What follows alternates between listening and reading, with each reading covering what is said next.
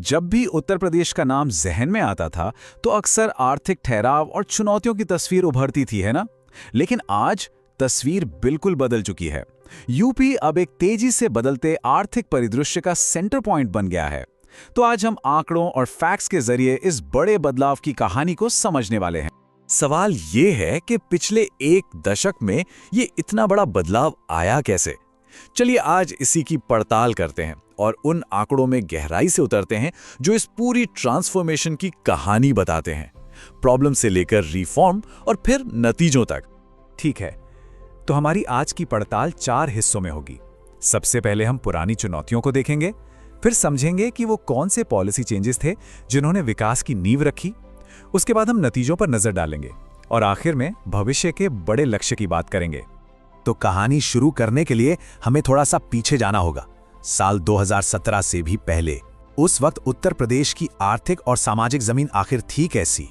उस वक्त उत्तर प्रदेश के लिए एक शब्द इस्तेमाल होता था, बीमारू।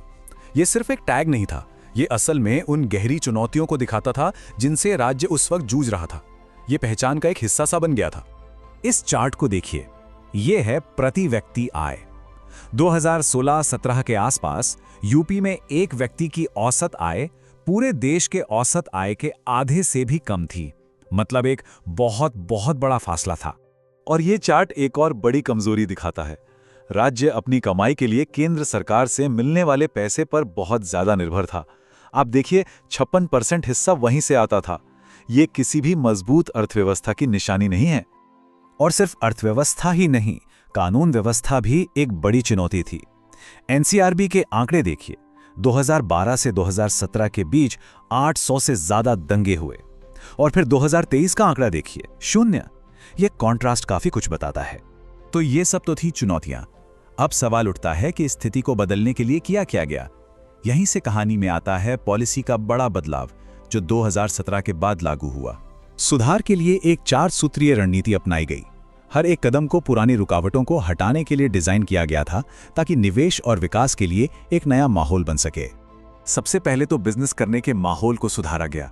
निवेश मित्र जैसा एक सिंगल विंडो पोर्टल लाया गया जिससे सारी परमिशन एक ही जगह से मिल जाए। इसका असर देखिए, राज्य की रैंकिंग 14वें से सीधे दूसरे नंबर पर आ गई। ये एक बहुत बड़ा जंप है। फिर जमीनी स्तर पर बदलाव लाने के लिए एक जिला एक उत्पाद या ODOP स्कीम आई। इसका मकसद था हर जिले के खास हुनर और प्रोडक्ट्स को एक पहचान देना, उन्हें मॉडर्न बनाना। इसने छोटे उद्योगों यानी MSME को एक नई जान दी। तो सुधार तो हो गए, लेकिन असली सवाल तो यह है कि जमीन पर इनका असर क्या हुआ। चलिए अब नतीजों की बात करते हैं और यहां आंकड़े खुद अपनी कहानी कहेंगे। सबसे पहले GSDP को देखिए। 2016-17 में जो अर्थव्यवस्था लगभग 13.3 लाख करोड़ की थी, वो अब 32 लाख करोड़ तक पहुंचने का अनुमान है। मतलब दुगने से भी ज्यादा की ग्रोथ। और इसी के साथ यूपी आज भारत की दूसरी सबसे बड़ी अर्थव्यवस्था बन गया है। और ये ग्रोथ सिर्फ कागजों पर नहीं है, इंफ्रास्ट्रक्चर में तो जैसे एक क्रांति आ गई है। एक्सप्रेसवे का नेटवर्क देखिए, 450 किलोमीटर से बढ़कर 3000 किलोमीटर से ज्यादा हो गया। इसीलिए इसे अब भारत की एक्सप्रेसवे कैपिटल भी कहते हैं। एयरपोर्ट्स की संख्या 4 गुना बढ़ गई और बिजली उत्पादन की क्षमता भी लगभग डबल हो गई है।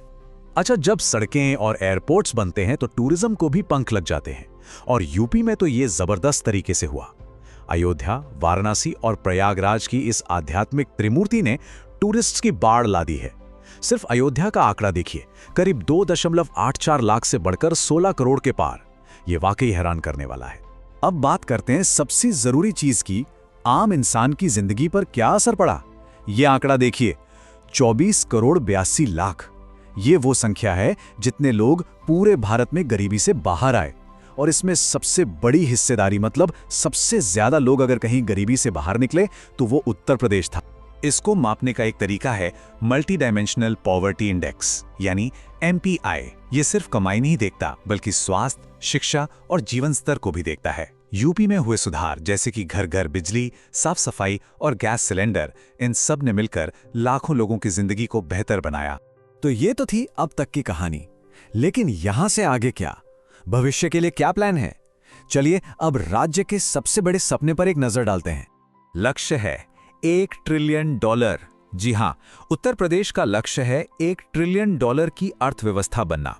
ये एक बहुत ही महत्वाकांक्षी लक्ष्य है जो इस पूरे ट्रांसफॉर्मेशन को एक नए लेवल पर ले जाने का इरादा रखता है। और इस लक्ष्य तक पहुंचने के लिए कुछ बड़े ग्रोथ इंजन तैयार किए जा रहे हैं, जैसे नोएडा का जेवर एयरपोर्ट, जो सिर्फ एक एयरपोर्ट नहीं बल्कि एक पूरा एरोट्रोपोलिस होगा। फिर है डिफेंस इंडस्ट्रियल कॉरिडोर, नए डेटा सेंटर्स और टूरिज्म। ये सब मिलकर यूपी की ग्रोथ को अगली रफ्तार देंगे। तो एक पिछड़े हुए राज्य जिसे बीमारू कहा जाता था, वहां से एक आर्थिक पावर हाउस बनने तक का ये सफर वाकई कमाल का है। लेकिन असली सवाल ये है, क्या ये रफ्तार बनी रहेगी? क्या उत्तर प्रदेश सच में भारत का सबसे बड़ा ग्रोथ इंजन बन सकता है? इस सवाल का जवाब तो खैर आने वाला वक्त ही देगा।